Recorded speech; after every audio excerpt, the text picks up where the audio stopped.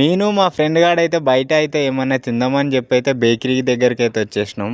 ఇక్కడికచ్చినాకైతే నా మొఖం అంతా ఇగ బానే ఉందిలే అని చెప్పి మొఖం అయితే చూసుకున్నా. నేను మొఖం చూసుకునే లోపే మావోడు మనకు కావాల్సినయన్నీ తెచ్చేసిండు. మావోడైతే మంచిగా ఖుషి ఖుషిగా నవ్వుతుండు ఇగ మా దోస్తుగాడు. మేమైతే తీసుకొని సీదా వాళ్ళ రూమ్ దగ్గరికైతే వచ్చేసినాం. అంటే రూమ్ కాదు, కొంచెం బయట ఇగ తెలిసిన వాళ్ళ దగ్గరికైతే వచ్చినాం. ఇక్కడ సైడ్ ప్రశాంతంగా ఉంటదని అయితే ఇటు తీసుకొచ్చిండు. ఇంతకీ అందులో ఏమేమి ఉన్నాయి అనుకుంటుర్రా? 2 ఎగ్ పఫ్స్ అయితే తెచ్చిండు మావోడు. నార్మల్ గా చిప్స్ ఉంటాయి కదా, అవి అయితే తెచ్చేసిండు. దాంతో పాటు మ్యాంటన్ డ్యూ.